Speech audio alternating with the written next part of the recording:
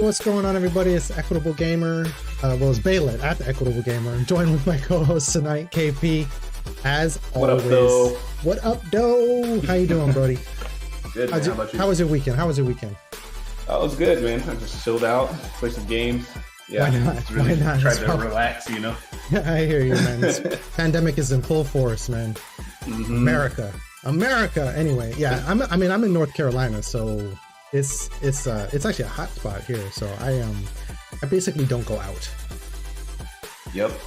Yeah. But I will say today was very nice. Today was really nice. I don't know what the weather was there, but today was super nice. So I actually sat outside in the backyard and just like soaked up some sun. I don't know if you can tell. Well, you probably all don't know. Like, I am actually very light skinned right now. I usually get a little bit darker than this. So I need that sun. I need that vitamin D. But yeah, so that's been my experience so far. The weekend was pretty good. Obviously, the staying at home with the girls, got the twins going. You know, I'm a dad. I don't know if you all know that. So my time is limited. So I'm always poking Kev. Hey, what's up? What do you want to do? Hey, what are we going to do for Tuesday? Tell me. Yeah. But today is an exciting day, as always. Last week, we had an opportunity to talk to KP about his experience in the game development world, how he came up, how he got his start, how he's, dealt with being one of the 2% of Black people in the game development industry, and kind of what comes with that. Today, I had been thinking really hard, what are we going to talk about today over the weekend? It's not always like, hey, a week out, let's do this, right? And suffice to say, the world provides, and not always in the best way. Honestly, yesterday or maybe the day before, I had been thinking about this concept around, we representation of Black people in gaming is really low. And honestly, it's as low as it is, like 10% of characters or something like that.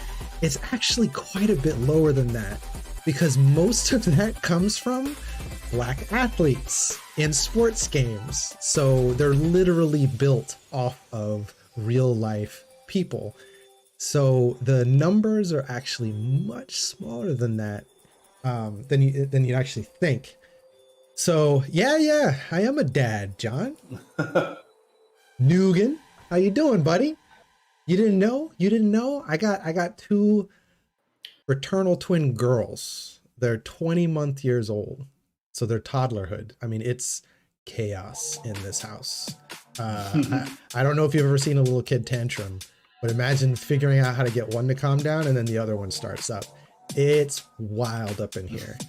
So yeah, outside of work, outside of family, outside of, doing all of those little pieces and bits and things along those lines, I'm also trying to get the Equitable Gamer off the ground. So dreams, aspirations, they keep me young. Let's get it. Let's get it. Give me 1 sec. I want to change the station. I'm feeling groovy, but feeling spicy. A little spicy. I'm gonna pop in the lo-fi, take it down a notch. Oh, okay. Get us in the mood, right? In the mood to talk about this subject on representation in game design, right? So yeah, I mean, like those stats are bad enough as it is, right? Looking at that, and then I think we have to question, where that's coming from and why. Go ahead, KP. Oh no, I was just gonna say, yeah, it's really interesting from like my side, because usually I work on the content side, and it's interesting seeing these characters be built and everything and pitched. And yeah, it usually does follow like the same trend, because it's what you see the majority of in the industry. And so yeah, it's just from a developer standpoint, right? Yeah. So basically, like if you're white, you have a tendency to maybe create white characters because that's what that's what you're comfortable with, right? I think actually, right before the stream came on, we were actually having a conversation about anime. And I mean, we won't dive into that right now, but it's just interesting because in that same context, we were talking about I am this person. This is how I will draw myself. We were having a conversation around questioning, since a lot of anime comes out of Japan. You have Japanese artists that are drawing very Western looking characters. Now there's a give and take there. Like there's arguments around, KP actually just mentioned to me, one person was talking about how that's how we perceive them drawing those characters, whereas they perceive them as being Japanese.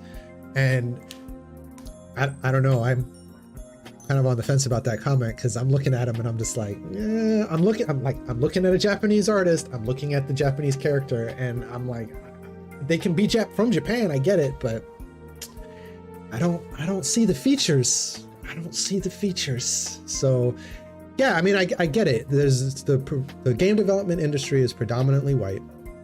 They're going to have white characters. Actually, thinking about this, KP, I'm actually curious. So like, I think one of the biggest issues I have is when we get to characters that it doesn't matter, right? So like, right.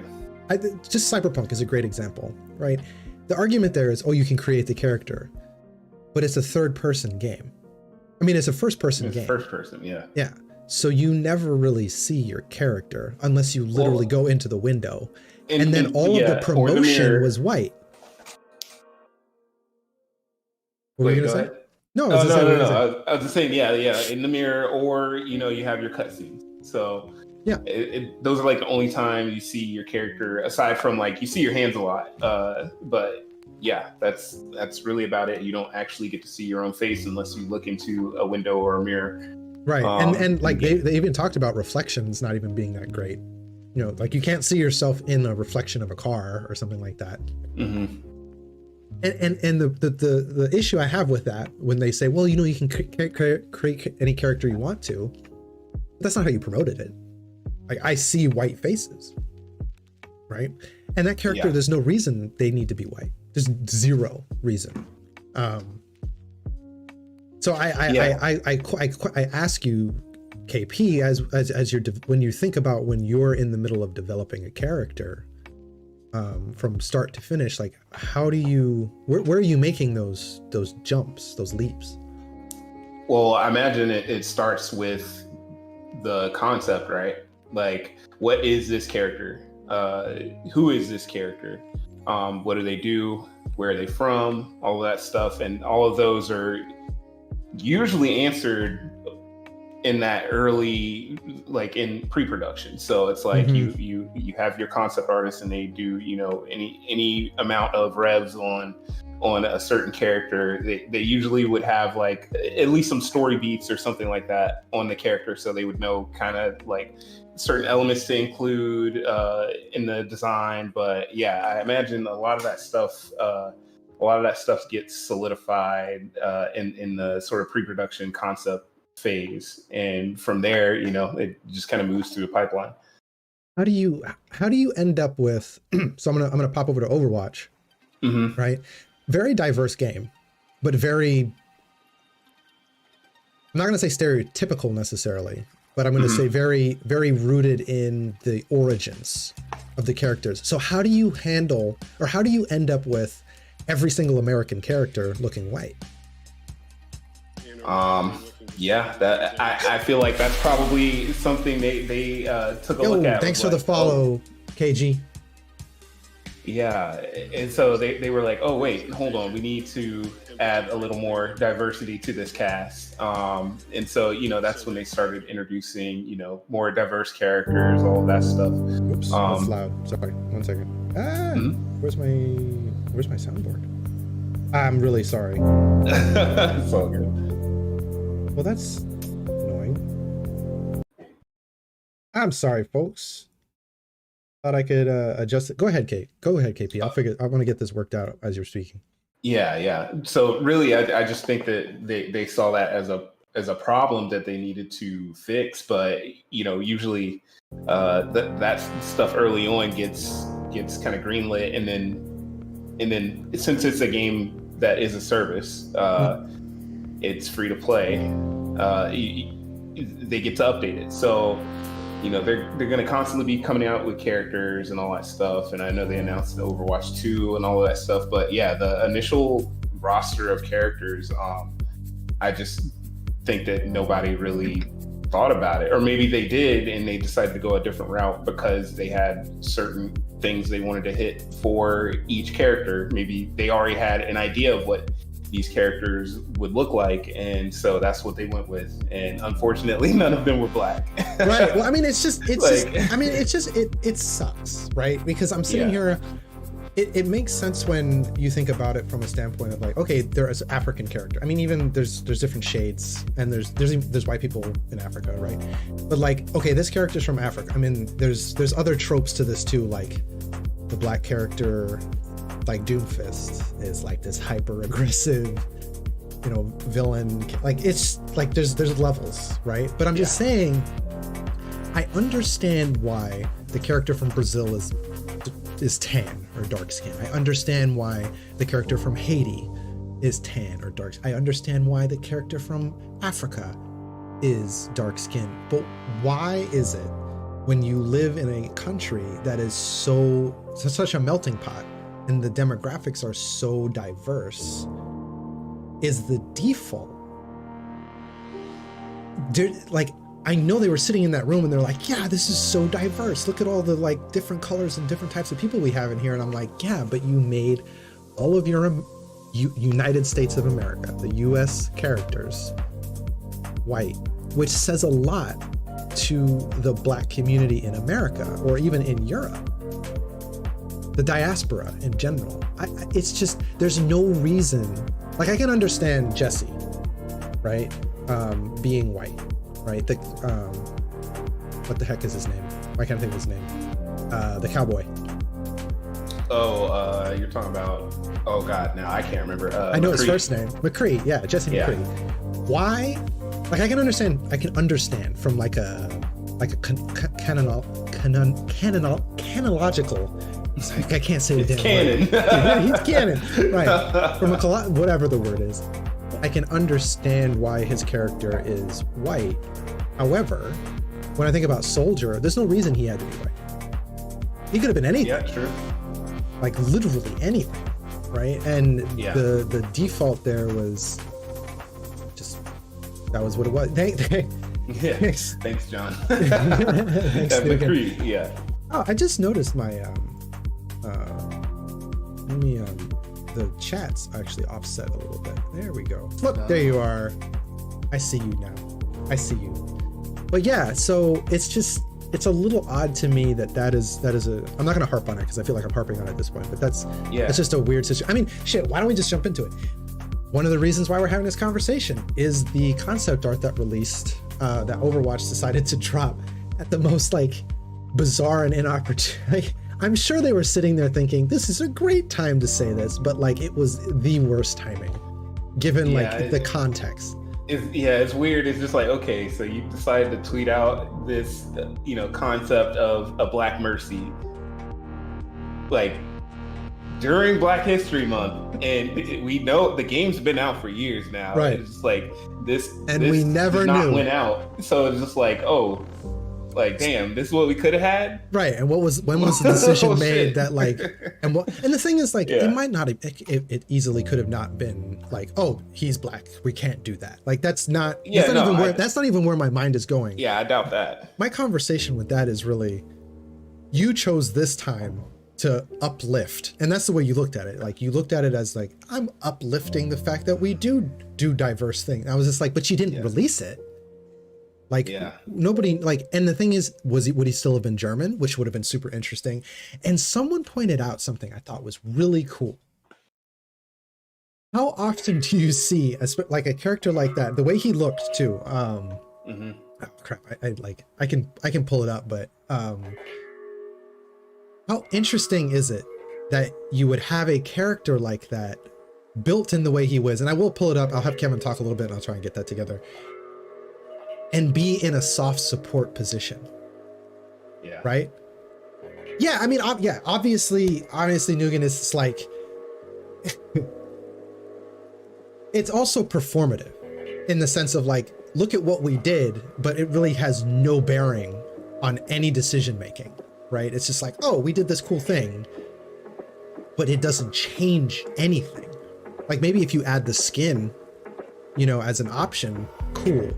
But what I was saying, what I wanted to finish with was just imagine this pretty built Black character in a soft support role.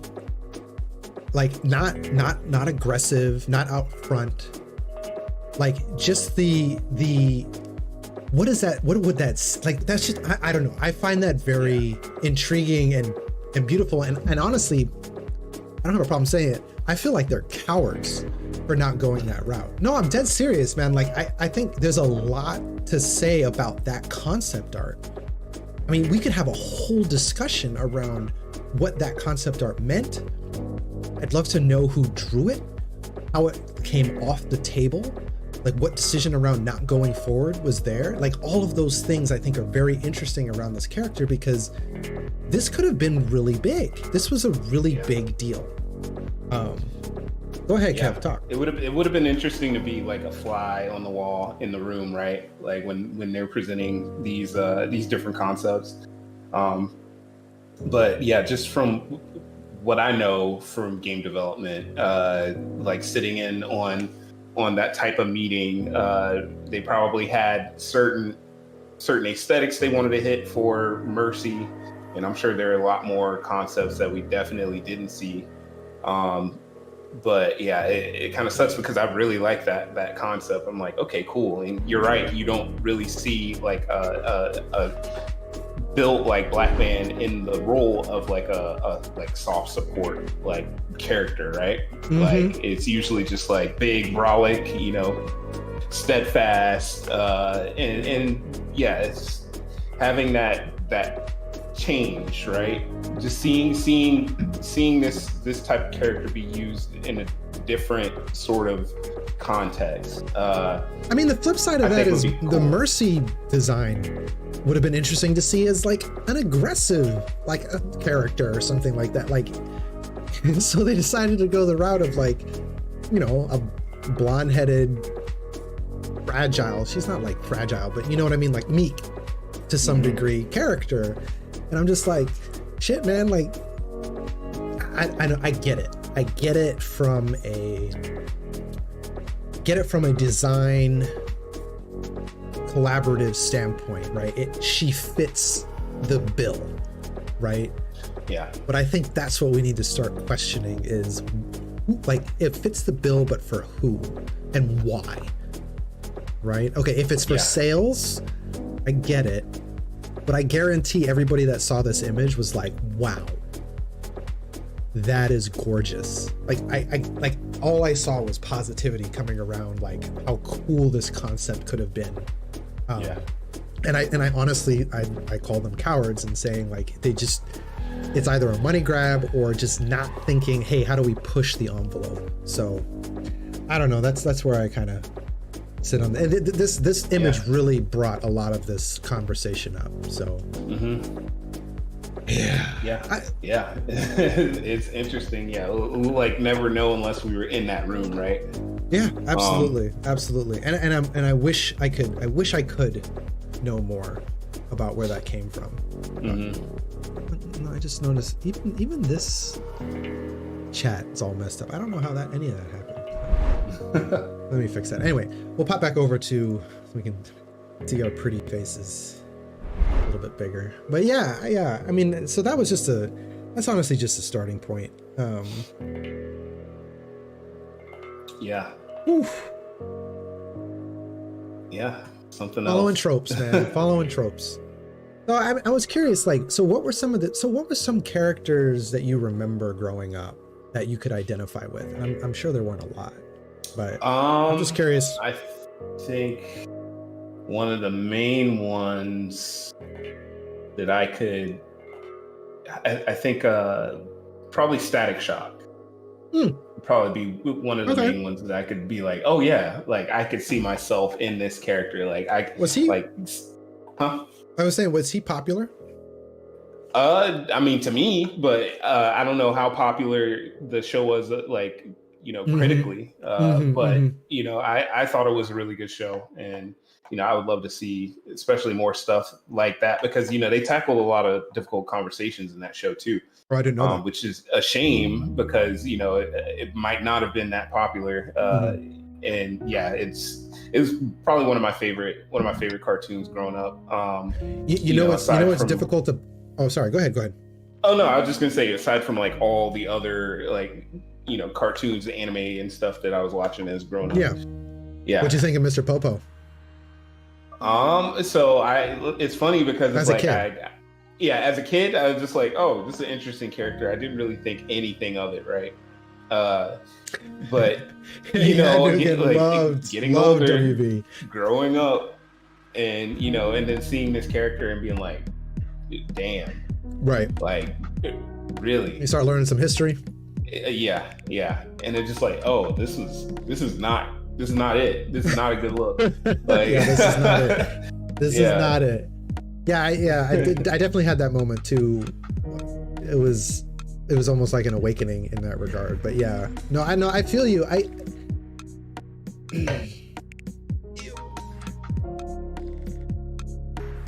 Yeah, I mean, tackling the difficult conversations, I think is really powerful from a lot of these shows, but I think it goes over people that don't have a understanding of like Black culture can grasp. And this isn't particularly off topic because it's still like comic book space, but when you think of Black Panther, I had this really interesting conversation with a friend of mine. I think I mentioned this in the last stream, not the last one, but the first stream we did, where I had to explain to him why Black Panther, the most recent film, was so impactful, not just from this is a great action movie standpoint, but it spoke very deeply to the Black community on issues that they're facing and how we're coping with that, right? So I always argue Killmonger wasn't a villain. He was a tragic display of the pain and anger that is in every Black person in the diaspora, right? There's a piece of every Black person in the diaspora that is a Killmonger, right? And he was the personification of that. And it's really sad that they had to kill him, even though, hey, he might come back, I heard. Who knows? Yeah, I know. Like, what's his name? It was said cool. That. It was cool just seeing like, okay, this is a Black character, Black superhero.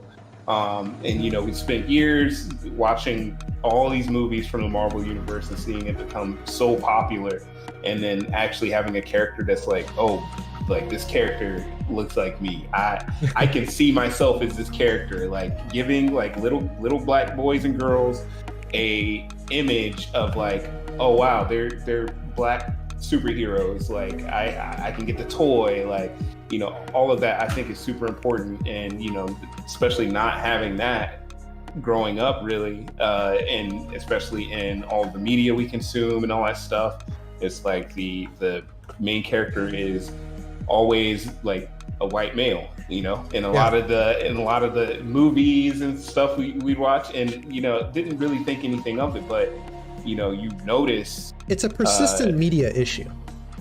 Like we see it in every facet of our media consumption, right? It's I mean, you can even talk about the radio to some degree, like how things are sidelined, but like obviously video, anything on TV, movies. What I'm impressing upon the game industry is you're still young and you're still growing rapidly. Like you have an opportunity to be ahead of the curve as opposed to constantly catching up. And that's just something I want to hold you accountable to that. I mean, I'm trying to hold myself accountable to the way I think and feel. If you come in this channel, I'm going to hold you accountable for your ignorance and prejudice, right? And it's important that I really do want you to understand the Equitable Gamer is a space for us to grow together, a space for us to learn and understand each other's sides. Because it's not just I'm speaking from a Black perspective, you're speaking from a Black perspective. There's still Asian perspectives. There's still it's infinite. I'm like, to list them all would be a disservice to the ones I forget, right? So how do we engage in this conversation with enough people to bring it back and for us to learn and to us to grow, you know, along those lines? And it's just, so what I think is we were talking about last stream, you know, there's access and everything. And I feel like, especially with the industry, it's still, I feel like it's still in its infancy, because it's like there's still a lot of things, a lot of like bad stuff we still need to route out of this industry. But you know, we are getting better. There are more people of color entering the industry. And I think like as that grows, as we get more women in game development, we're gonna be able to tell those stories. And so it's really just, it's the access, and then on top of that, it's getting into these studios or creating their own and telling these stories. Like we're just starting to see, you know, more people of color as, you know, producers in film. Like we're starting to see all of that as soon as like we enter that creative space, right? The more that we have here, the better, because you know, you have more diversity, you have more, you just have more perspectives. Absolutely. I think that it will definitely push it. And I can't wait to see more of that. And it's really, I wish I could help speed it up. I don't know how, but you know, I see it changing, but it's really slow. I think super slow. I think something to touch on there, right, when we talk about stories, right, I think that's a great topic to discuss as well, right? So we're talking about characters, people that represent us in the space. I think the default is, well, let's just tell Black stories. And I think there's a disconnect there too. Like, yes, we want to tell Black stories, and you should let Black people tell them, right? Don't try to tell a Black person's story, because then you end up with things like GTA, right? It was like, okay, great, there's a Black character, but it's very built within a space that is one particular part of the Black community, right? And one that's often weaponized, right, against us. And you see that across the board. Like, a lot of Black stories are told in a way that's very stereotypical, right? Which isn't always a bad thing, in the sense those are stories that we do have, right? But then there's the other side of that, which is, instead of just trying to tell our stories, which we do have, why not just depict us as people? Like, our stories are just like a white person's story or an Asian person's story in certain respects. We have a different experience in a lot of cases, because we have to live in the world where we can't hide who we are. Like, a white gay man can hide the fact that they're gay. And I mean, shit, there's light-skinned Black people that go through life white adjacent, or pretending to be white to gain access to the things they wouldn't have otherwise, right? So there's ways to do that. But when you're talking about colorism, the darker your skin tone, the less options you have in regards to moving through space, not being perceived that way. All I'm trying to say is, why not just tell stories like Fallen Order, Star Wars Jedi Fallen Order. Whatever, I can't remember. Star Wars Fallen Order. Star Wars Fallen Order. I always think it's called Jedi Fallen Order, but whatever. Maybe it's Cal. I think his name's Cal. He literally could have been anything. Just like in Cyberpunk, literally could have been. I mean, obviously in that game, in Fallen Order, you see the character the entire time. Yeah. Perfect opportunity for them to be anything, right? And not be steeped in, oh, he's Black, or she's Black, and that's what made her character. There's a huge uproar about the whole Black Catwoman. I mean, not Catwoman, Batwoman. Oh yeah. Like, they literally pedestaled her as, here's a Black woman. Here are all the things that make her Black. She's Black, and she's Batwoman, a Black Batwoman, and we're just like, we get it. Yeah. It's like, tell me what kind of person this is. Like, yeah, I mean, do I care? Yeah. Like, can she just be a person, a woman? Can she just be a woman? That's great. Mm-hmm. It's when they make race the driving factor of why that character exists, it gets really frustrating and like just boring, honestly. Yeah. You know? I feel like, have you seen Lovecraft Country? I haven't, actually. Okay. It's in my queue, but I have not seen it. You should watch that, because I feel like it did a really good job of having Black people in this fantasy setting. It is still rooted in history. Right. But, you know, there's a lot of things, is like a little bit of Indiana Jones in there, like, and you can see these influences, but it's told through like a Black lens, and it's not heavy-handed. It's just like, okay, this is what it is, and the protagonist of the story is Black, and this is what he has to deal with. It's not like shoving it in your face, but it's also including those like fantasy elements that I'm just like, man, I never got a chance to see this before. Like, you know, it would have been really cool to, like as a teenager or something like that, seeing this type of media where it's like, oh, this is a Black man in a sort of fantasy environment, that you know, weird things are happening, and it's not all about just like how Black he is. Right. And he doesn't follow the trope of he's violent, or he's the sidekick, or he's the help. Right. Yeah. No, I mean, it sounds pretty cool. I mean, I like the actors too, so I'm definitely interested. Yeah, it's really good. I definitely give it a watch. Yeah, I mean, I think the industry needs to recognize that diversity, and not just like we need to be more diverse, but literally it's required. And it's going to continue to be more and more required as the demographics change drastically. There are 2.5 billion gamers, right? From like 2019 statistics, 2.5 billion. That sounds actually low to me. It sounds like, I don't know, I would imagine there's way more than that. And then in less than 10 years, 57% of them are going to be BIPOC. So Black, Indigenous, people of color. So the majority of your gaming community will be BIPOC people, right? And we still don't see ourselves in these games as meaningful characters. Also, Black and Latin people spend more time gaming than other demographics. So we're amicable to playing games that have good systems, right? Like the characters don't necessarily matter. Like think about all the games that we play just because we play. I can't read that name.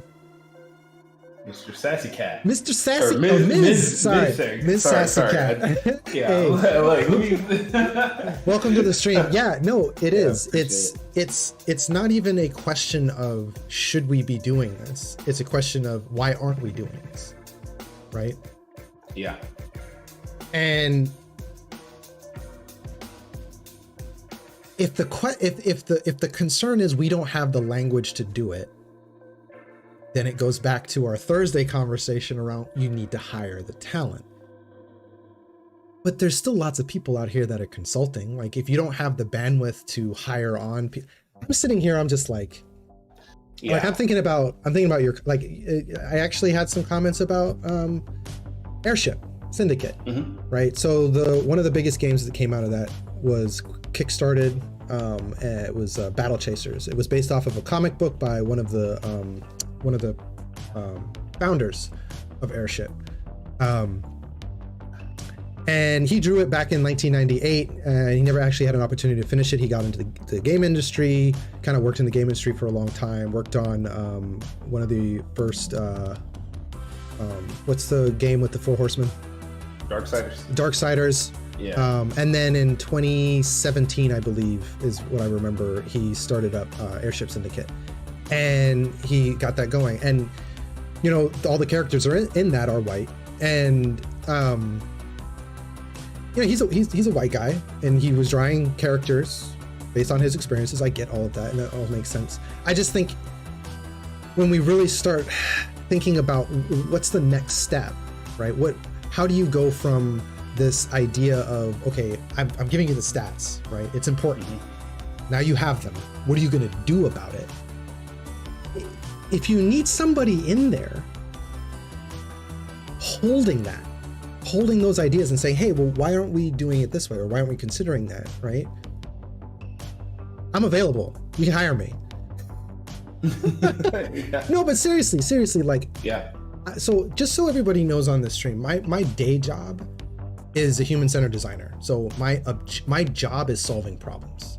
And a lot of what I do is listening to what's being said and locating root cause problems. So if a company comes to me and says, hey, you know, we got hit with, like, we have a lack of diversity here, is this like, is it because you're not creating characters, or is it because you don't have people in the room? Like, I want to understand what's the reason underneath that's getting us to this position, right? And I think more people need to recognize the value of this is like a shameless plug for UX, right? Is people need to understand, like, UX is not just UI design. It's about understanding and learning about the people that play your games, the gamers themselves, the idealists and dreamers and all of this. It's about understanding where to meet them halfway, or to question the decisions that you're making, just being in the room, right? A lot of times me just being in the room causes some really significant conversations, because I'm the person in the room when I had a friend say, why don't they just name bagel bites 2-bite bagels? I'm the person in the room going, well, not everybody can eat a bagel bite in 2 bites. That's me being annoying, right? It's like, I have to constantly be thinking about, well, that's your perspective. There's lots of perspectives, and how are we going to solve for all, like, provide good service for all of those perspectives? Very, very deep conversation. I think this is a root of what needs to occur within the gaming industry. Is people need to step back and say, let me give up. I mean, a big part of it is being an anti-racist is about giving up space and sacrifice. And I don't think a lot of people are willing to do that, because they're like, I have my perspective and it's fine. It works. This is what I want to do, you know? And sorry, Kev, going down a rabbit hole. Yeah, no. Pull me out. I just feel like, you know, people can get complacent and stuff like that. And so, you know, I feel like it's kind of, whenever you don't know, like, what way to go or what direction to go, you go to your default. And not saying that everyone in the industry goes to their defaults. It's really just like, okay, that could be one single explanation for a single instance, right?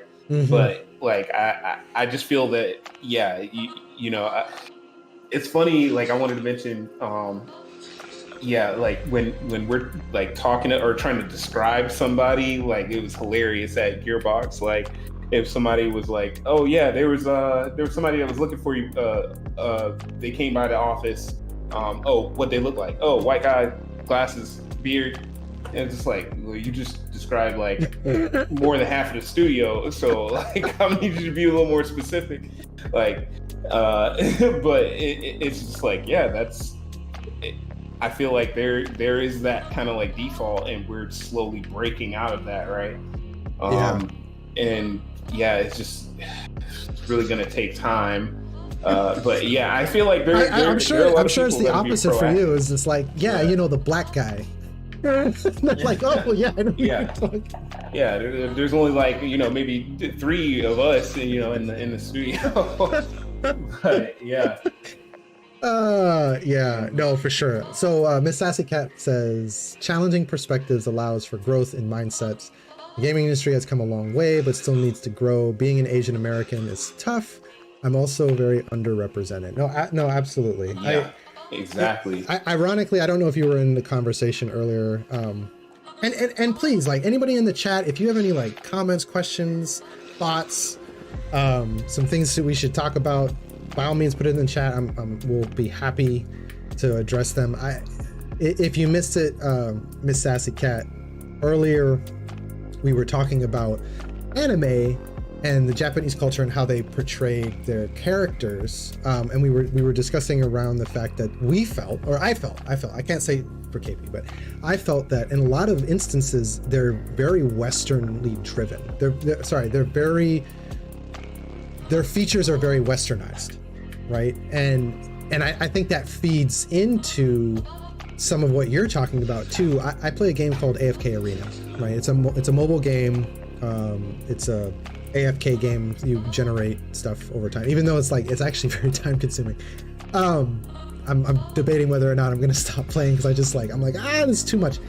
But I can't think of a single Asian character in that game, and it comes out of China.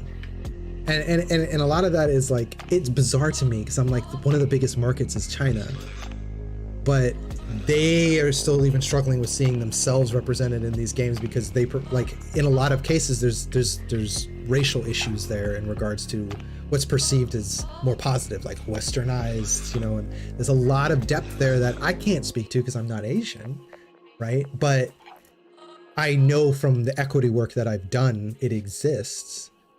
So I think about AFK Arena, I'm just like, yeah, there's no Asian characters in this game. They're all like European. All the humans are European. So within that culture and their development, they're not even designing for themselves, right? And obviously there's money in the reasons for that occurring, but I don't know, man. I want to challenge the game development industry to recognize the value of diversity. If Black Panther wasn't a prime example of that shit working, I don't know what is. Yeah, like it's really risk taking, right? Like that's at least how I understand it. Any time that I've been part of a conversation about like whether you take on the risk for developing like something new, there's always that like, okay, well, we can't stray too far away from what we know is good to go, right? Or what's correct, like, because you want to kind of break outside of that box, but also I think that's systemic. I think that's systemic racism. I'll put it down on the table. Yeah. I think that is straight up systemic racism, and it is white adjacency. Because if you have a game with a good system and good gameplay, it shouldn't fucking matter what characters look like. And it's not about like, and I understand like there's like the whole I'm sorry, Kev. And I understand like there's a whole microtransaction thing, like getting people to buy like toolkits and stuff. Like Apex Legends, great example. Huge amounts of diversity. Some of the best made characters of color in a game to date. And they're seeing it's not that I disagree with what you're saying. I think yeah, no, it's frustrating because that is the reality of it. Is like, okay, the people with the money are adverse to risk. Yep. And I mean, I get it. You want to keep your money, but I just don't understand the risk though. Like, we can show you side by side, like, this is happening. It's shown to be positive. What do you like? What's your concern? And I think that's what I'm saying. Like, I think that's where it comes down to that white adjacency, systemic racism. It's just like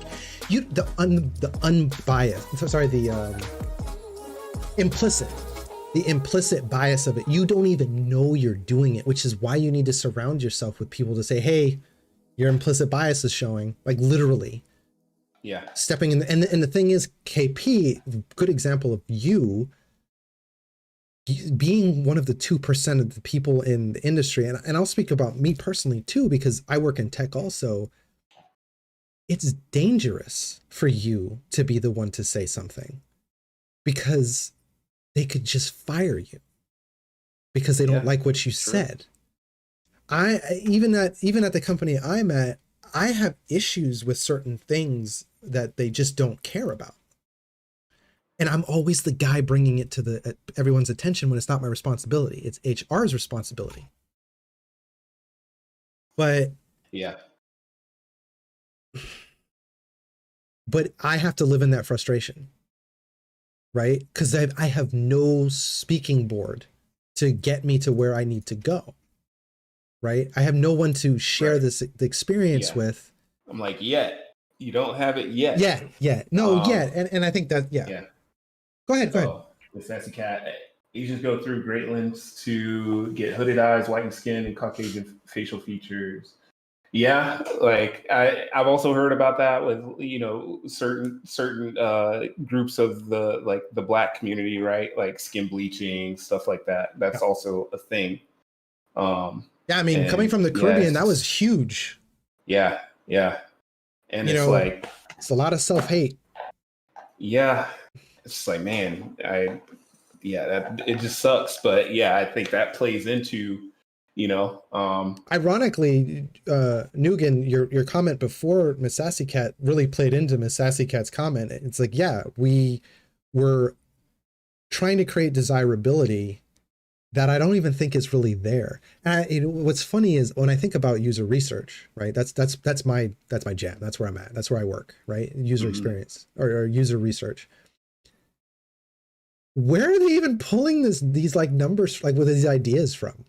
I'm like, you're telling me that the majority of people that are playing these games want white features and white oriented and white adjacent like clothing and all. I'm like, I don't see it. I don't even know what you're talking about. Like when he talks about desirability, I question that. And I need to do some research to understand more about it. Go ahead. Yeah, that almost like I think back to like I read an article and it was talking about what was it, Kodak film, and just like the beginnings of that and how like even the color grading was pretty much developed for white skin. Yeah. And it's just like, okay, we see that through a lot of tech.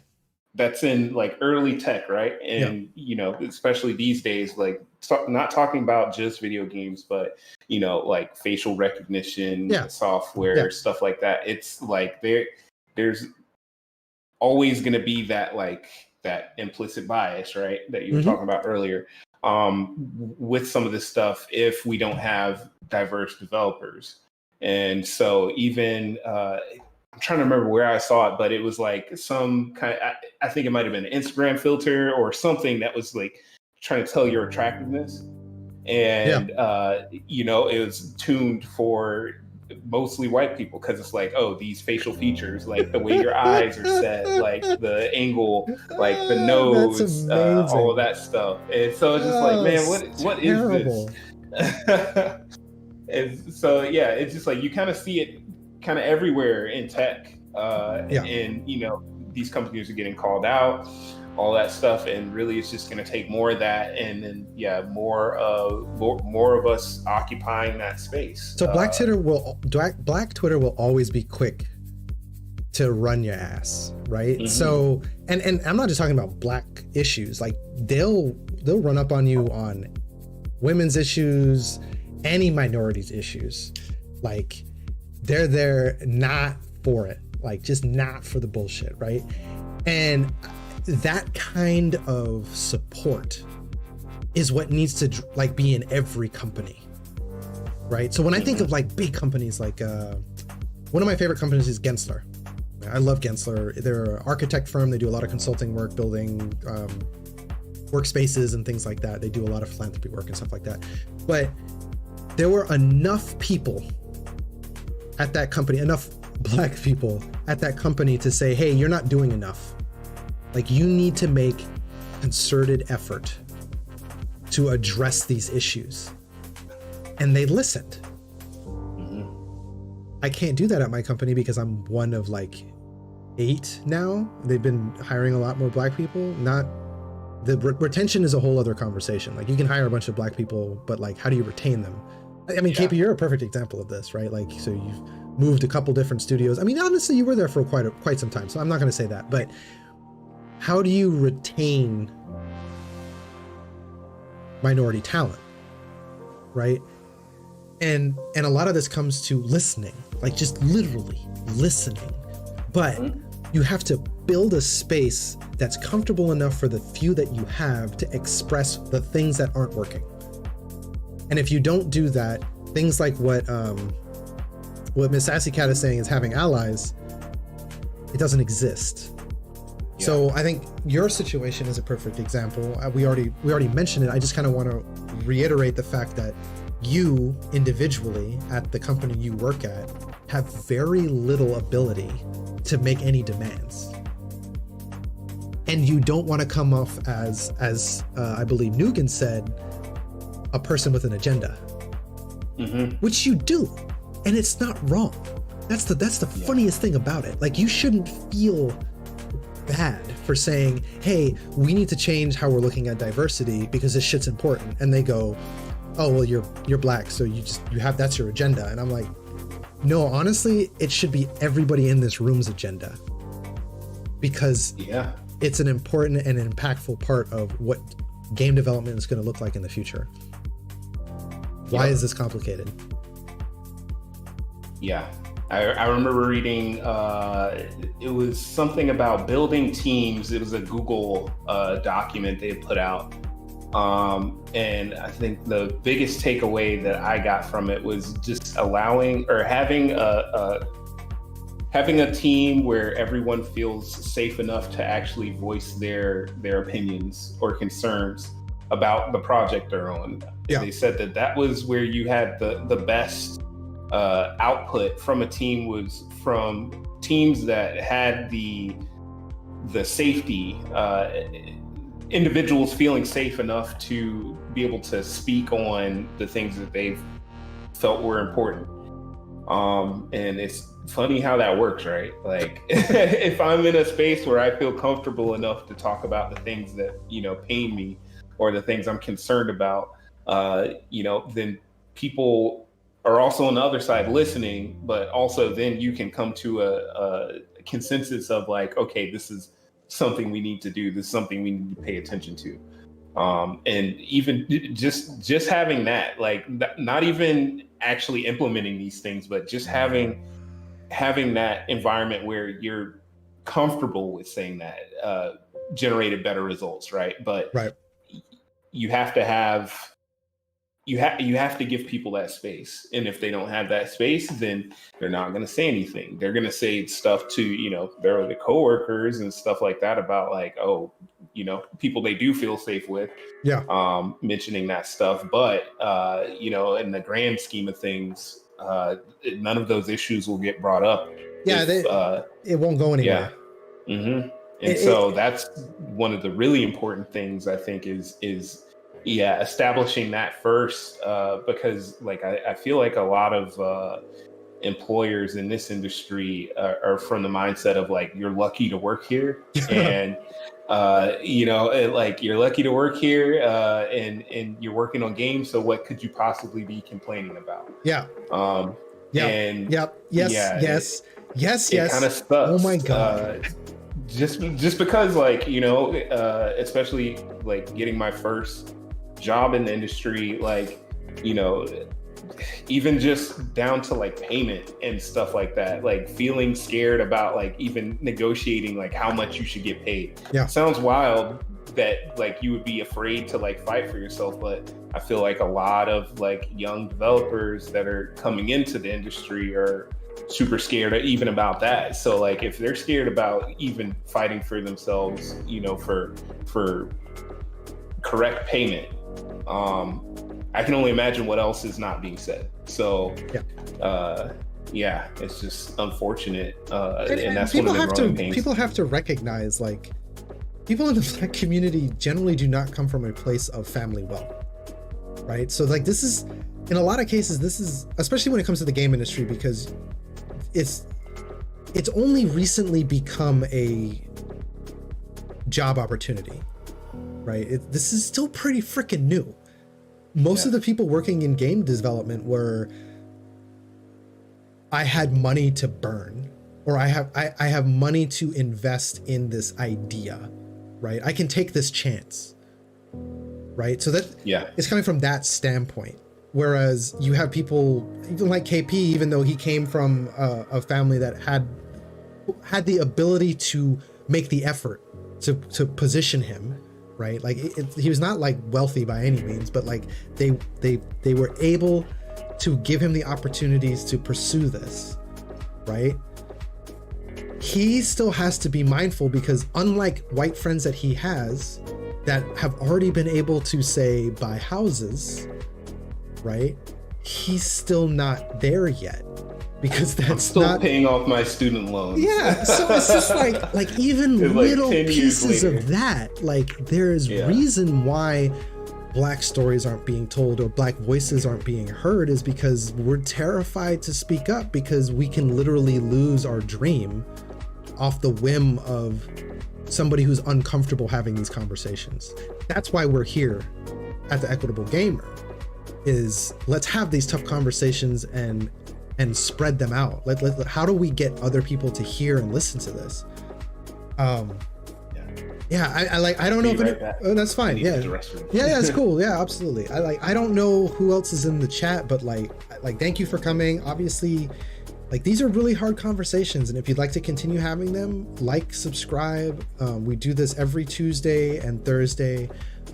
We start at 8:30 EST. We stream for at least, or at most, 2 hours up until 10:30. Sometimes we end a little earlier just because, I mean, we're spent. These conversations can get intense, and I think as more voices enter the conversation, things will continue to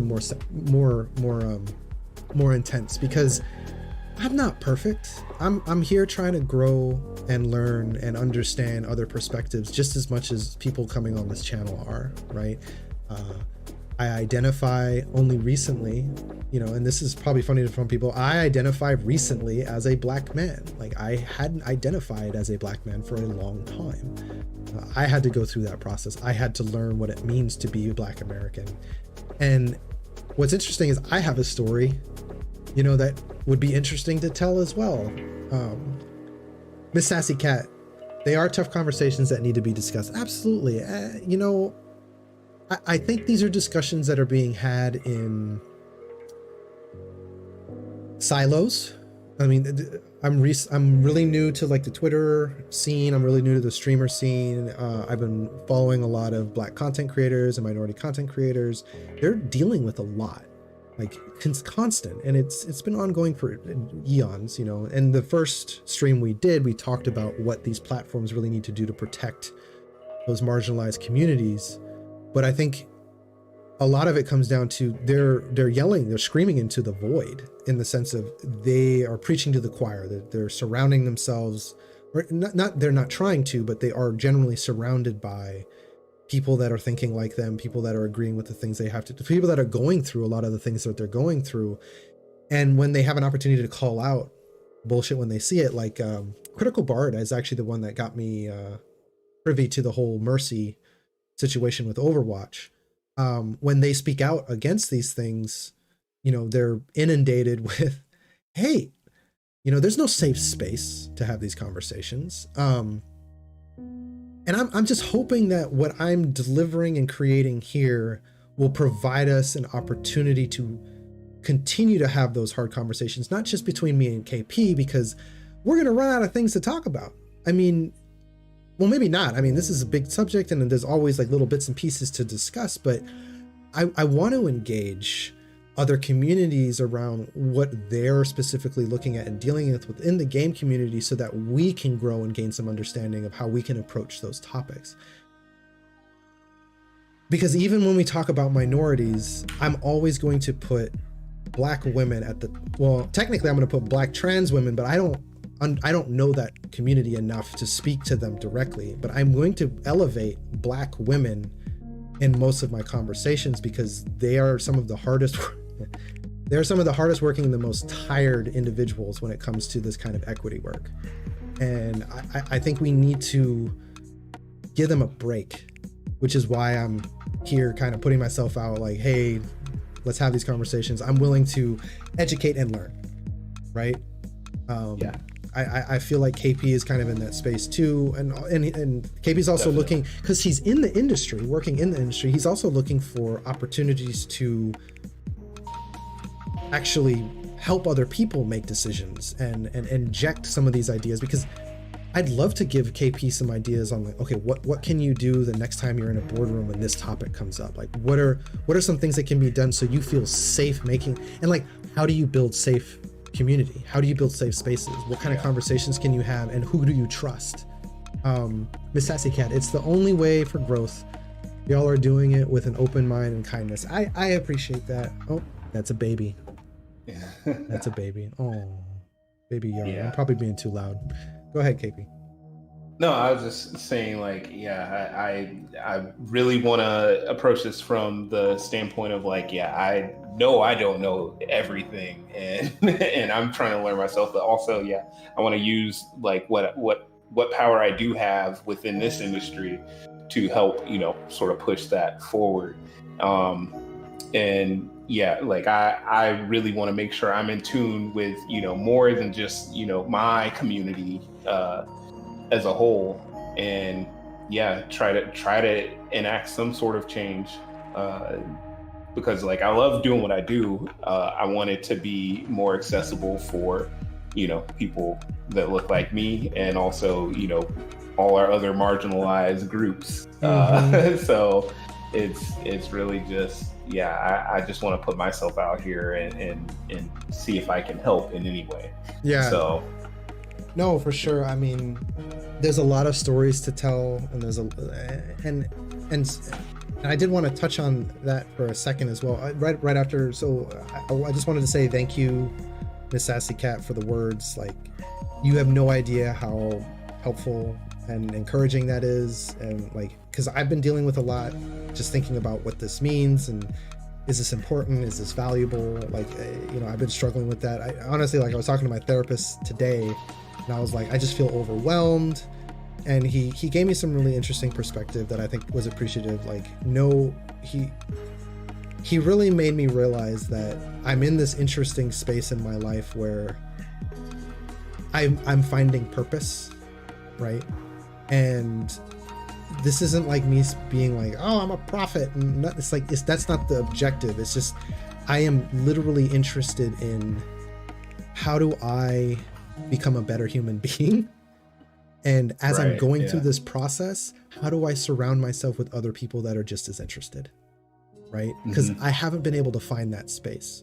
So my emotional labor obviously is bringing people up to speed to where I'm at, but I also expect emotional labor from the people that are around me to educate me and to hold their truth in my space so that I can empathize with the things that they're going through.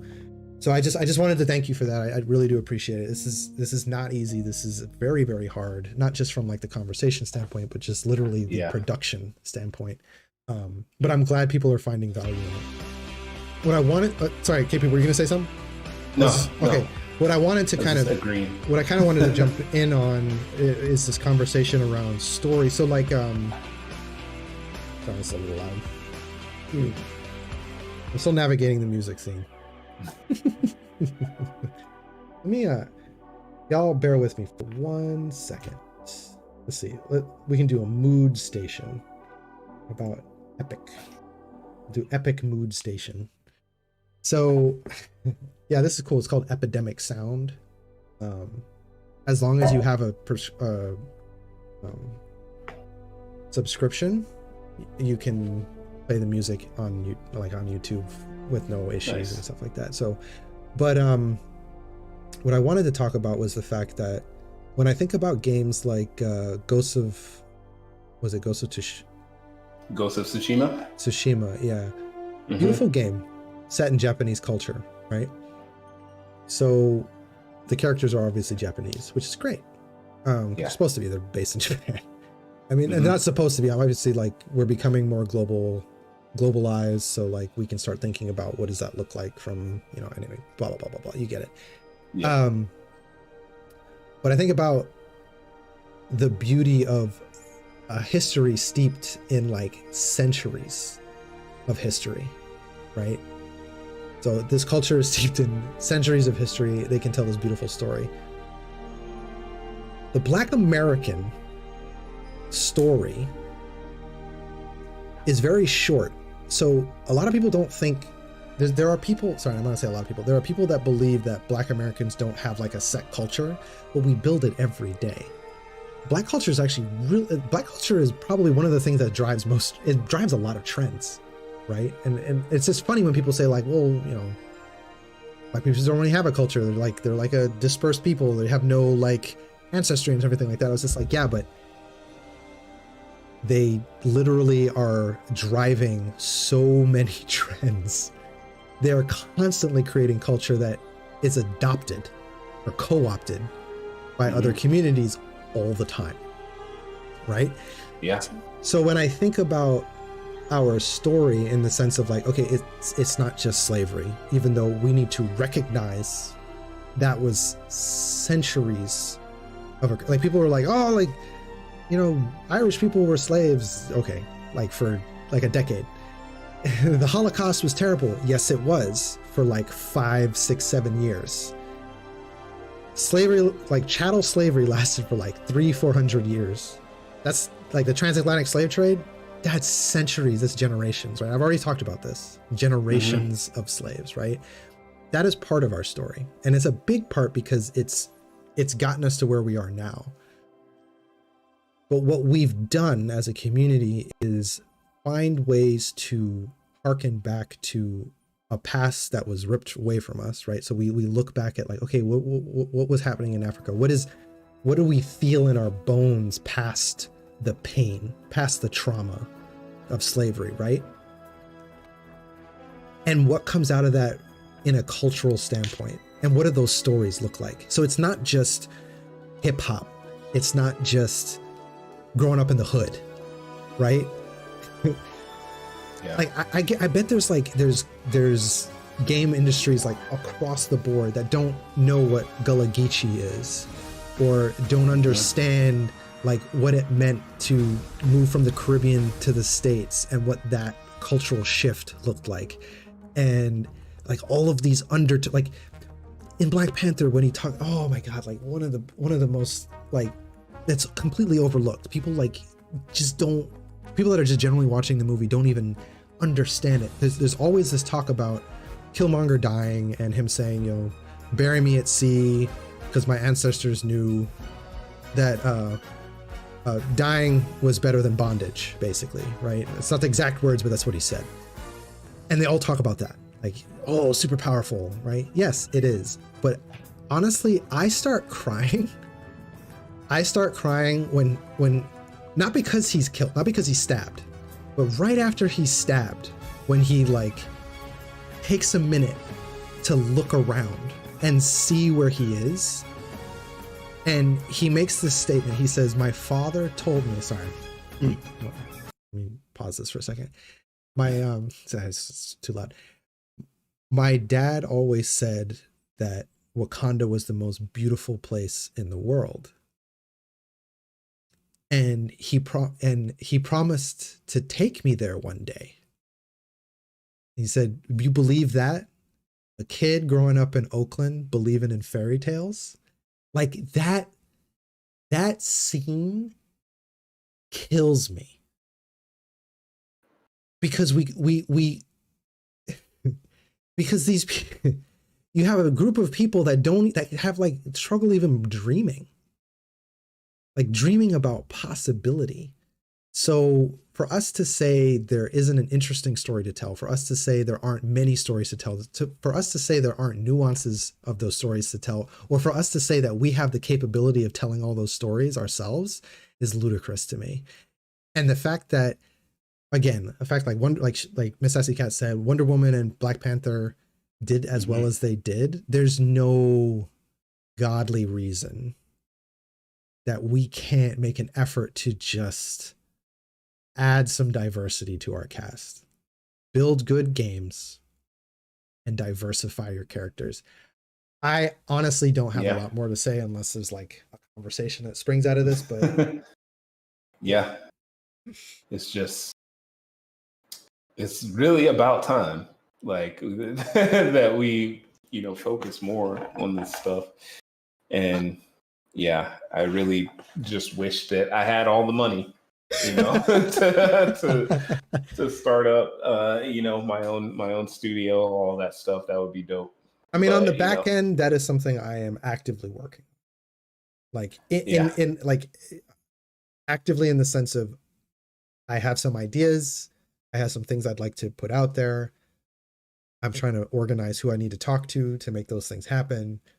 But I honestly don't see any reason. I mean, there are, like I said, and I've said it multiple times, and I'll probably say it in every stream. There are people.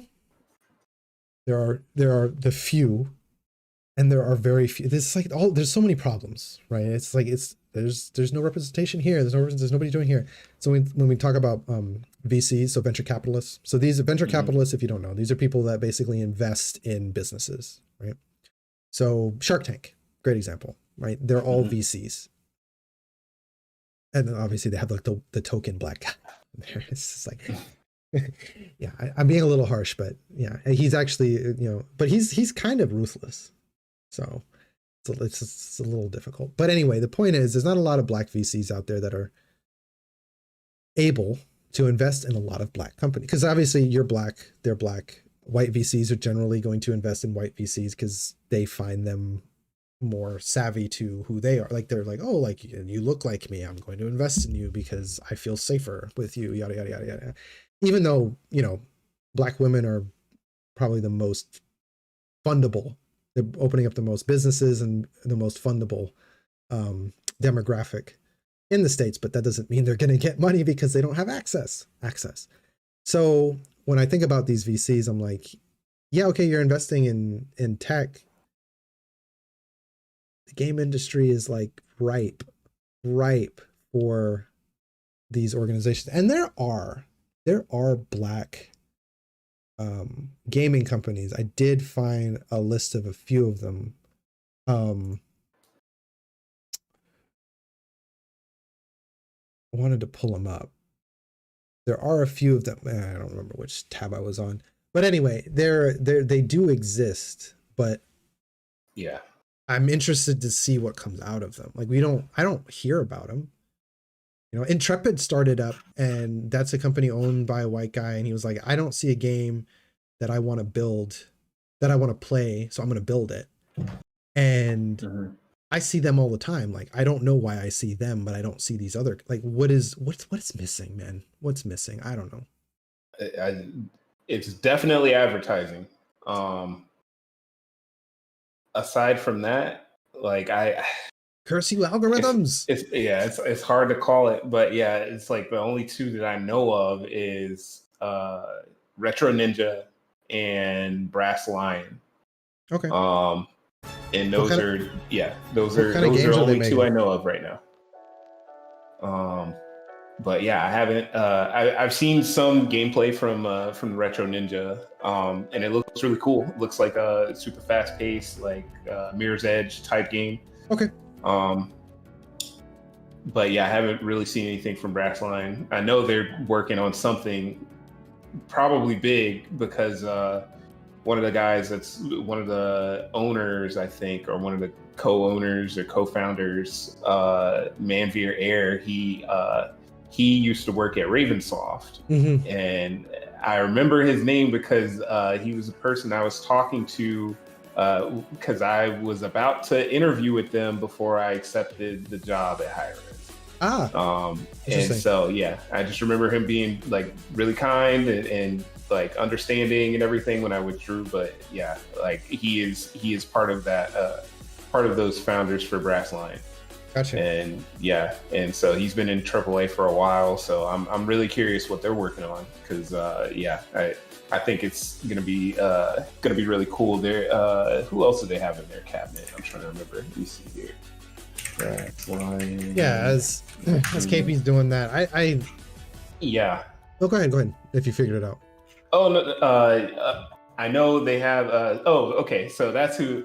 I remember there was like an artist that was involved with this. Just Blaze is part of their like music, sort of sound design, supervision, all of that stuff. But yeah, those are the two people I have heard of from this company, and I know it's it's Black owned.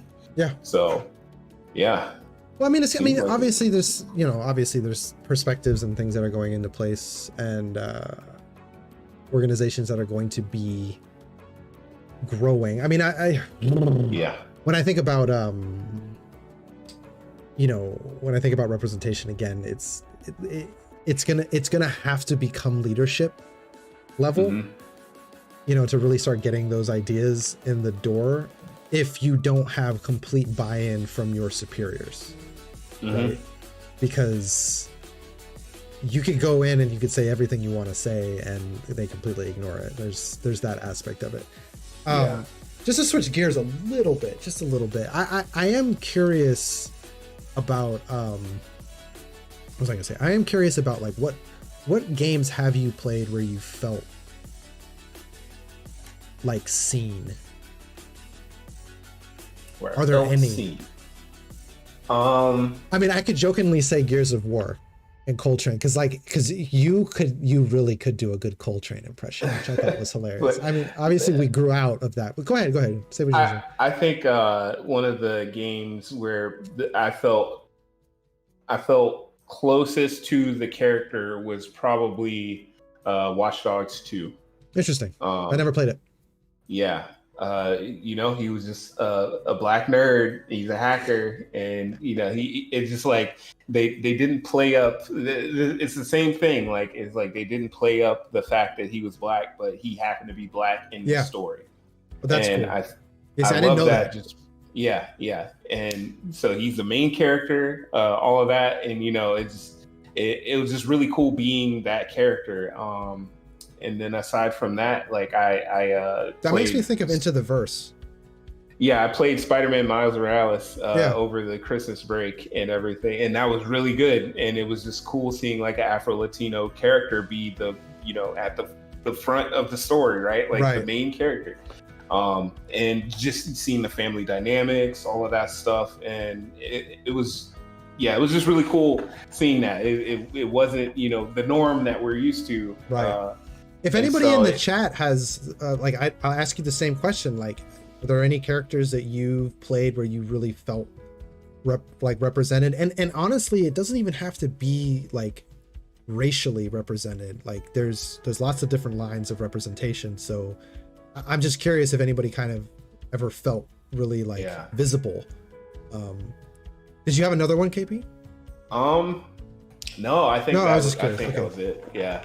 It was really cool just because, even down to customizing your outfit, all of that stuff. And it's just like, I feel like I was just like, I was like, I could see myself as this character. Like, this is awesome just because you don't normally see that. And especially in a AAA game that's from like Ubisoft, right? Right. Like a lot of eyes on it. And I felt it was a good game. I can't remember what exactly it got rated, but I really liked it. And it's funny because I honestly didn't finish the first Watch Dogs. I got to a certain point in the story, and I was just like, this is, I don't know. It just felt like it, because you're playing a white guy in a trench coat and everything, and it's just like, he loses like his family because like he's Sorry, I'm laughing at you again. Damn it, John.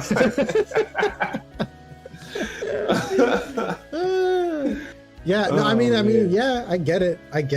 Like it's funny. And that wasn't the only reason why I stopped playing. It was just like, okay, it was like boring to me. Overwatch, Brigitte. She's a female character that can defend, heal, and loves cats. You're a woman who's in an industry that isn't typical of women. That's cool. Yeah, no, I feel you. The mechanic, I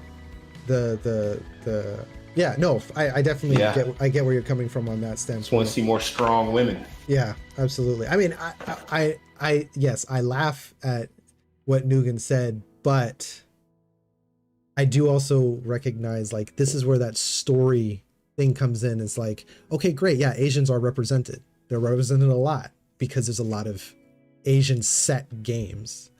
But again, it's because it's Asian. right? They're Asian because they're Asian, not because they're just a person that happens to be Asian in a setting.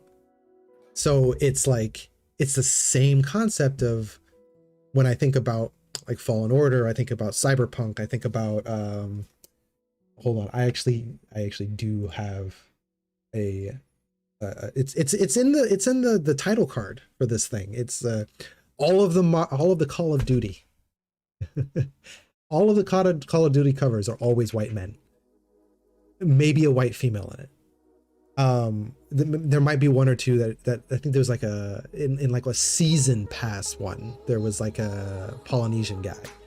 God of War, Avengers, right? The most recent Avengers game, they didn't release Black Panther, right? It's all there's an Indian woman, Captain Marvel. I think it was Captain Marvel.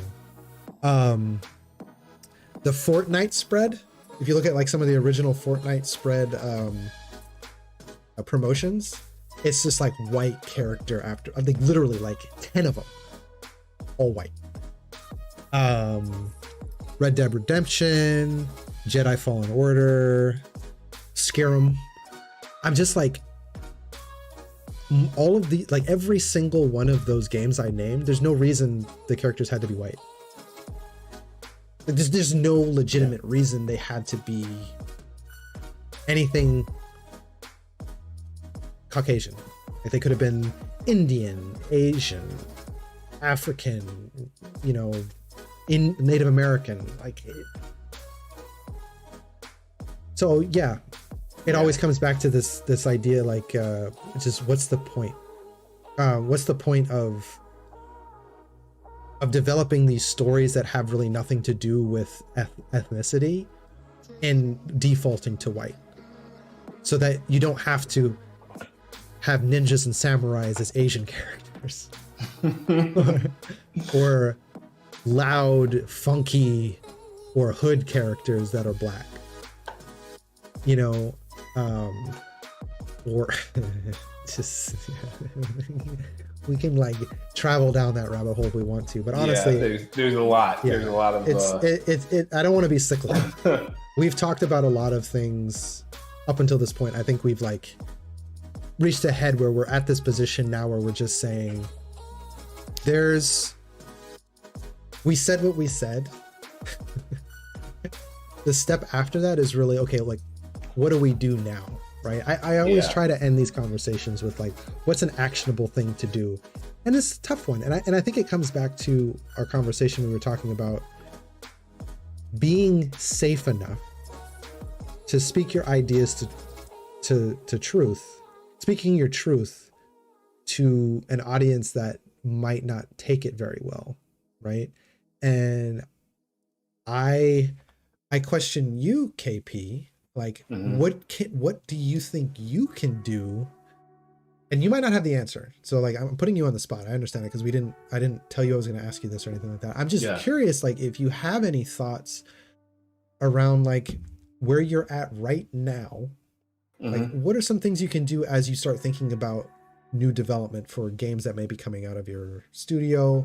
Because the thing is, like, a lot of people talk about, I'm just going to context this a little bit. Okay, we're at this place in development. Okay, bring in a consultant. Let's talk about diversity, right? And everyone that I know that hears that kind of thing, when I have discussions with them, they all say, why the hell weren't we in this conversation at the beginning? Like, why now? So I am legitimately curious, like, do you have any thoughts or input? Do you bring yourself as a black man to those spaces? And 100%. Yeah, like, at least for me, with the content that I get to touch, because like I was a character designer, right? So you would think that like, oh, I would just be throwing, you know, all the black characters in there, like, but you know, unfortunately it doesn't work that way. And I can't just be like, hey, y'all need to put these characters in here right now. It's really like you get assigned a character, and I'm speaking just from like stuff from way back, like when I was working at like Hi-Res. You get assigned a character, like, okay, this is a character we want to do, and it's kind of different because it's like, okay, those are mythological gods in the pantheons, you know, you're talking about like Greek pantheon, Roman pantheon, like all of that stuff. And there's no reason they can't be tan. Exactly, because Hades kind of just threw all of that out and just made dope designs, right? I think it's a little bit of the company has to be willing to take a risk on doing different diverse characters, because they see that as something that could potentially lose them money if it's not received well. And we know that, the community, the gaming community as a whole, generally, when you talk about race and stuff like that, the comment sections, usually what you see is a lot of just disdain for change. And so it's just like so this comes back to the whole a hit dog or holler. Like, exactly. The most vocal people are not the majority. And I think that's what gets like people all like freaked out. I'm just like, who gives it? I'm like, I care about but they're loud enough, right? Like they're loud enough to, you know, to cause harm. Well, like, you know, they're doxing people, they're voting stuff like on Metacritic, you know, you're getting review bombed, like, you know, all kinds of stuff like that. So this is a good conversation. This is a heavy conversation that we're not going to have right now for the next 30 minutes. But like what you're talking about right now, that is where anti-racist work comes in. That is where if you're a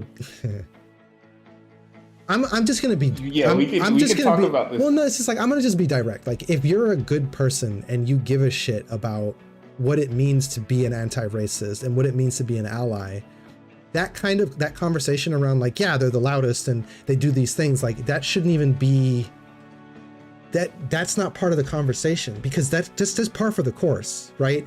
Bad people do bad things, right? And if we're going to acquiesce to terrorism, basically, is what it comes down to. It's like, oh, okay, well, we're gonna negotiate, right? It's funny because America doesn't negotiate with anybody, but we negotiate on everything when it comes to white supremacy.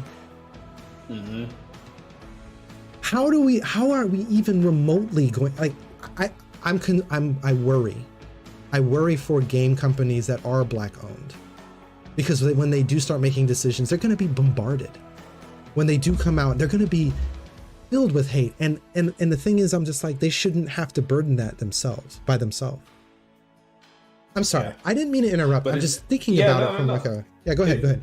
It's just that, like, it sucks that we have to even think about that, but it comes from a place of like, we know, like, we've seen this happen before. And we see it all the time when Black people show up on Twitch. We talked about this in the other stream. Like, you see the racism and everything just kind of boil up, and I think a lot of it is from just being scared of like going outside of like what you know. And so, we are starting to occupy these spaces and starting to ask questions and starting to inject our own voice into this content, all that stuff. And so I think it's really just a matter of more of us getting in the room. Because, like, I'm not afraid of putting that stuff out there. It's just, okay, I get a part of this content, it has to be done by a certain time. Like, if you start raising questions about this stuff, like, especially after it's already been greenlit, what happens? Are you seen as like a thorn in your lead side or whatever? That's where you need thing. Support. And so, you really have to be careful. That's where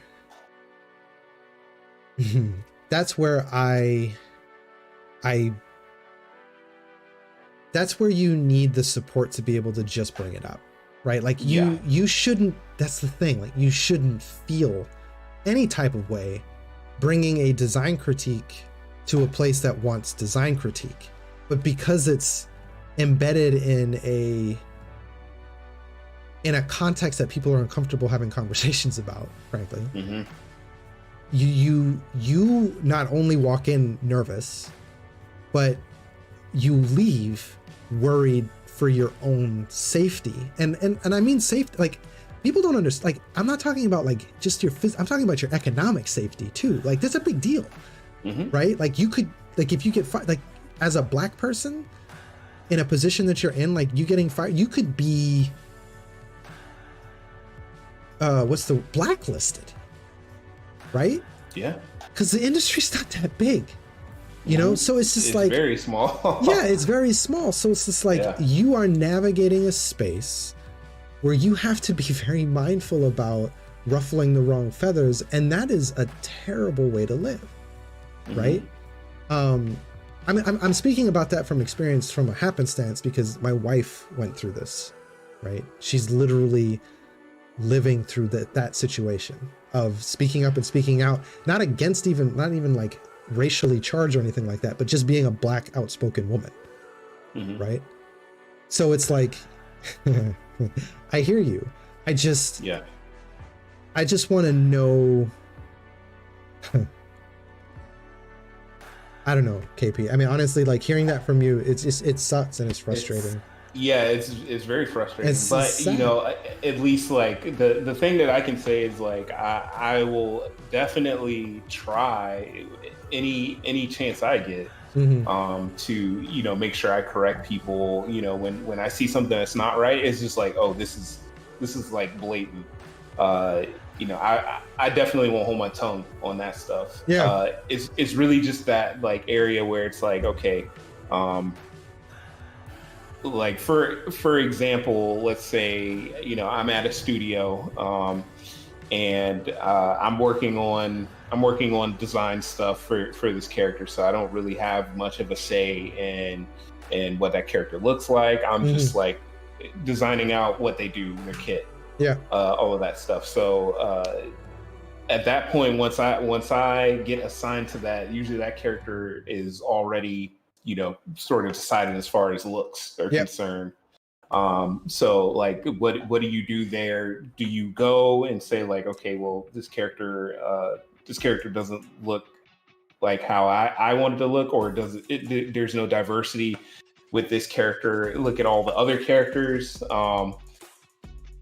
Trying to figure out the best place to get in there, because you know you got to deal with different personality types and stuff like that too. Politics and bureaucracy involved. And so you have to deal with that on top of everything else. And so it's like, okay, well, you know, does the person that does the owner of this content, like, will they be receptive to that kind of feedback? It's written, and it varies from studio to studio. So like, it's hard to say like a definitive, like, okay, this is what we need to do as far as that's concerned. But I think I don't think it's your responsibility. I don't. And that's the frustrating part about it, is like the expectation is your responsibility, when it really shouldn't be, because you're just trying to survive. But it's like, okay, I want to make cool stuff, right? I'm making video games. Like, we want to make something that's cool. And so trying to make sure that we're hitting everything as far as like, okay, is this fun? Does it work as a loop? Like all of that stuff. And then being in a space where you're not sure if you were to bring that up, like if it were to be received, you know, positively or negatively, it's hard to tell until you've been in the industry for a while. You kind of can see like certain things that it's just kind of navigating that space is really, really treacherous, because I've seen it end poorly. So I think that the more people we have, the more people of color we have, the more allies we have in this space, the better it'll be. But until we have that, it's not going to change, overnight. So, I mean, I can speak as a practitioner. Like, one of the biggest things there is it's not about, hiring a diversity, equity, inclusion director, right? I mean, that's part of it, but it's literally getting your team to go through equity training, and that shit is not easy. I haven't had the opportunity to go through equity training at the company I used to work for, but I learned a lot about what it means and and the skill sets that you learn and all those things, and how it's painful work. Like, you literally are forced to question your own beliefs, and your biases are elevated and brought forward, like, to the point where you're just like, I don't think that way, and they're like, yeah, you do. Like, and here's the reason why you do, right? And you have to stop for a second. I mean, the great conversation about a little off topic here, but great conversation around like white privilege. Like, most people are like, oh, like, I grew up poor and I'm white, like, I don't have privilege. I'm like, even a poor homeless white person has more privilege than a poor homeless black man. Like, and people can't like wrap their head around it. They're like, it's economics, it's always economics. I'm like, it's not, because there's like crazy graphs, like black women, like birth to deaths, like women that die during birth, right? Yeah. Like, black women are as high as, like, educated, like PhD educated black women, right, are at the same level as uneducated high school diploma white women, right? And you like, people are like, it's economic, like, oh, they're dying because they don't have the money or they don't have the knowledge and stuff like that. It's like, it has fuck all to do with education and money, right? It's implicit bias and perspective from the medical field that's causing that. So it comes down to a lot of those kind of concepts when you start thinking about, I am a black person, KP, I work for this company, I have ideas, I have experiences, I have perspectives. I don't feel safe bringing them into the room because I'm concerned about your implicit bias. I'm concerned that if I bring it up, you're going to implicitly think that I'm just trying to drive a black agenda, and you're racist and all of these other things. If these companies really did the work to really learn how to empathize and recognize outside of their own space, I think they would benefit greatly in the production of not just characters, but developing stories and even systems. That's the thing, like, even kind of building out your muscle on how you think about diversity and how you think about equity and how you look and empathize with other people will affect how you're making decisions on, is this system right? Does this work the best for the people that are utilizing it? How can we readjust making this appropriate, right? Even, I mean, we can even talk about people living with disabilities, right? It's like, you can't solve a controller problem for a person that has one arm at the end of development. Like, you need to be considering that from the beginning, so that throughout the entire process, you're saying, well, can I play this with one hand? I mean, like, developing won't be that easy, but like, is there a way for us to make this so that someone with one arm can still play this, right? Yeah. There's a lot there. And, yeah. And I've seen a lot of progress with that, as far as like UI, UX. Yeah. Which I think is really cool. Especially if you're looking at games like The Last of Us 2, just with all the stuff they did with accessibility. And I mean, there's quite a decent amount, even on Borderlands 3, as far as accessibility is concerned.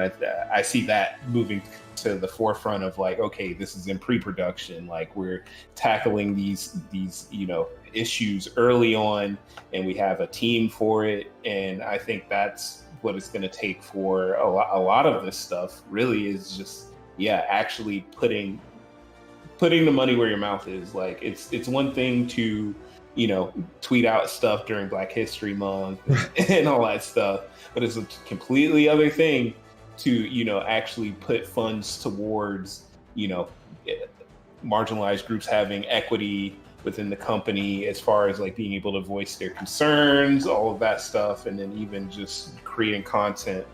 I think it's just these companies really got to put up or shut up as far as that's concerned. Like it's like kind of tired of just talking about it. Like there needs to be some kind of actionable thing. And I haven't really seen that much aside from I haven't. I mean, there's certain groups that get formed within these companies and everything, but like I haven't really seen like an initiative for that type of stuff. I mean, I could be wrong, but at least from where I've been, I haven't seen it. So it's I hope it gets better. I'm gonna try and do my best to help that along. But I just there needs to be more of a focus, I feel. Yeah, I mean, I think as far as like when we talk about developing for people with disabilities and I can't remember what the word was used for it. It's the way they design accessibility, right? So when they design for accessibility, whether it's like colorblindness or physical, I don't think it's physical deformities. See, I don't know the right language to use right there, but basically if you have physical limitations, I think that's an easy one. It's not an easy one to solve, but I think it's an easy one to recognize, because if you don't do it, they cannot play. Period. That's just the way it is, right? Whereas when we talk about like race, religion, creed, things like that, like a black person's still going to play a game that has a white front runner, right? If they like this, if they like the idea. And that's the thing, like the story doesn't have to be inherently white, black, Asian, doesn't matter, right? They're just like, it seems like a fun game, I'm going to play it, right? So there's very little impetus for a game developer to say, well, I mean, it doesn't matter, and they're going to play it anyway. Why do I care? Right? It's like voting with your money. Like and we're not a monolith. There are people that disagree with everything we're talking about that are black, right? And while I think they have skewed opinions, I mean it's their opinion, and my opinion is wrong to them, right? I'm not here to say, I mean, I have an opinion. So like, this is not news. I'm not a newscaster. I'm not unbiased. I have my biases and I'm going to put them out there, right? I don't think that's a good way of looking at the situation we're in, but they're not necessarily going to listen to me. And in fact, I might get hated, for the stuff that I'm having conversations about. But the point I'm making is we're not a monolith. People disagree. These conversations aren't always going to go down the right path in regards to what's going to lead us to the holy grail of things to happen.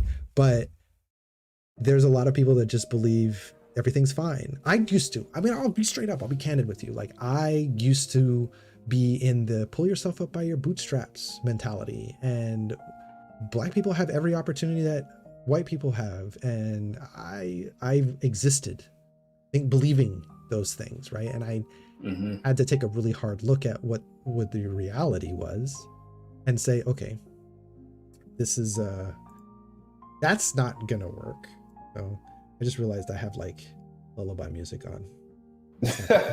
Trying to put people to sleep. Yeah, that's not my objective at the least. So let's do something a little bit more upbeat. But yeah, so Yeah. you know, it really.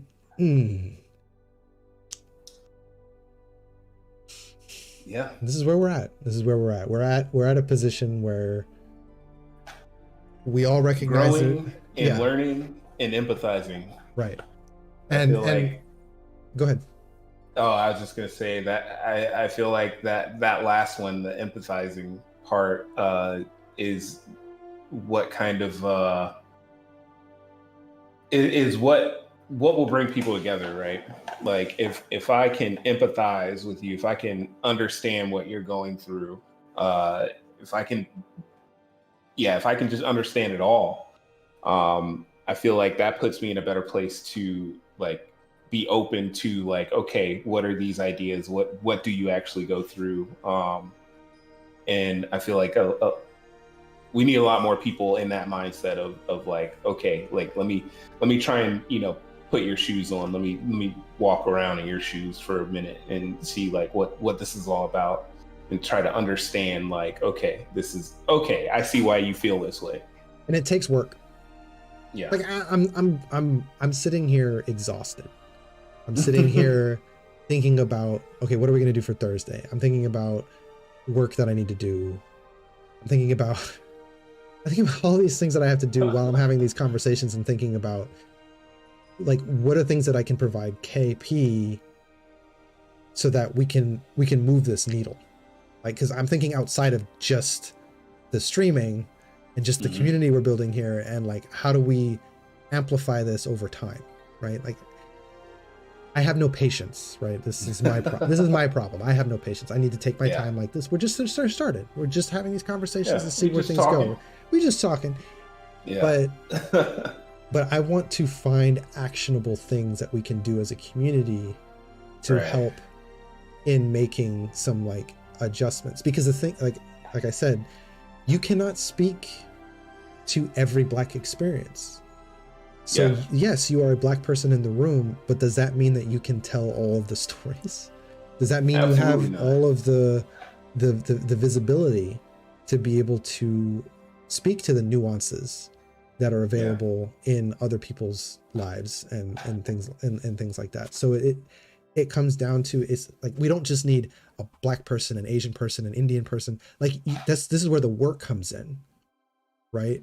KP's in the room, conversation comes up, KP makes a statement, they say, well, damn, KP, tell us what we should be doing. It's like, I can't tell you what we should be doing, but I can do the research, get the people that I need, and then we can present to you what we've kind of come up with.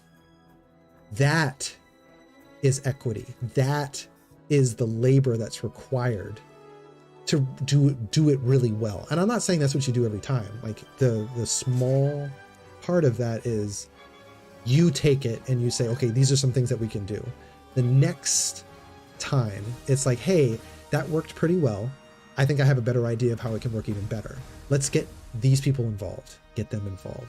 And then it's like, and then you grow and you build and you stack that up and you say, hey, look what we've done as a community. Like, I've been able to get these people to empathize and understand, so they've been able to join in the conversation. I've found allies. I've worked on, because you're not just doing your work, KP, you're also acting as an anti-racist, which is, that's labor. That is labor, right? So I just wanted to say, because we're coming up on the end here, I just wanted to say, I'm always appreciative of you being here, KP. This is a big deal. I think this is not just that it's important, but I think it's opening the doors to conversations that maybe you might not have had, or maybe you're learning something, I'm learning something, right? I mean, we've been friends for a long time, but like, there's always more to learn. Yeah. I wanted to say thank you so much for the people that joined us for this stream. I mean, the more that, like, the deeper these conversations get, the more you all participate, the more we learn from this. I'm excited to see these conversations grow.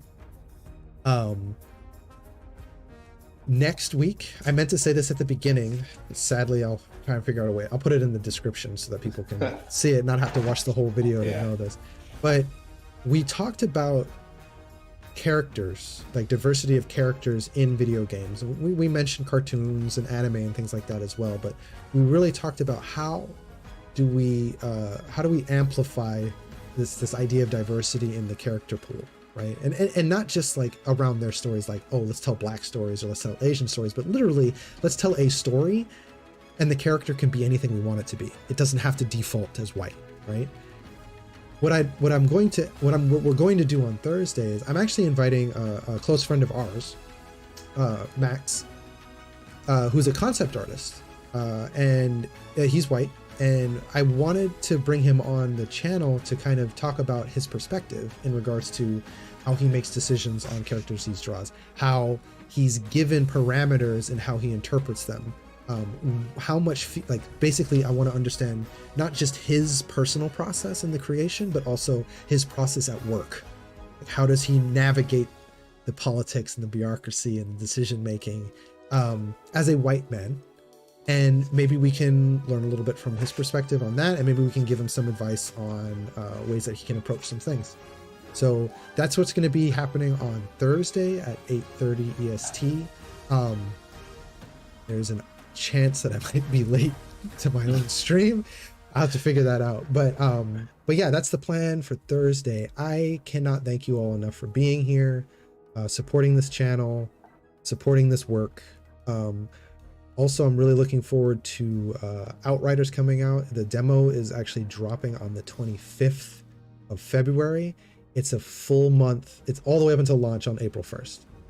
So the month of March, complete free demo of the first few hours of the game. There's 4 classes. You can play through all the classes, and your progress carries over into the game. So it's basically like an early release, first couple hour, like, you know, quick touch point system. I don't know what to call it, but it's pretty dope. It's like, hey, we're going to give you the full operating game first few hours, and then you can play it as long as you want for that month, and then you can jump into the full released game wherever you got to in the demo. So that's pretty dope. Just so you all know, it's a three-person co-op looter shooter. Obviously you can play solo if you want to. Cross-platform, which is dope. So like you can play with friends on Xbox, PlayStation, whatever other platforms they deliver on. KP and I are actually going to be doing regular streaming during this time, so like 8:30 to 10:30 of the game. We'll also be doing some interviews and having people come on depending on the what our schedule looks like. We're looking for a third. Obviously I'd love to have somebody from the community, from our community, because you know we want to continue these types of conversations, and you know I'd rather not have someone who's not really willing to put in the emotional labor to be partner. No, and just so everybody knows, that's one of the reasons why I started this is I'm trying to find the community that will support this work. I have close friends that I usually play with. They're not really interested in this space, and I didn't feel comfortable asking that of them. So here I am looking for friends. I need friends. Please send me friends. Anyway, so yeah, that's what's coming up on the Equitable Gamer. Thanks again for joining us tonight, and like, subscribe, comment by all means. This will go up on YouTube, so if you watched on Twitch, pop over to YouTube, leave a comment. That's how I'm generally going to get them. You can email me at the EQG@gmail.com, and I'm also on Twitter at Equitable Gamer. So take us out, Kev. Yeah, I mean, appreciate y'all. It's been fun. It's always fun. Yeah, I can't wait to get into the next conversation. Until next time. See y'all on Thursday. Peace.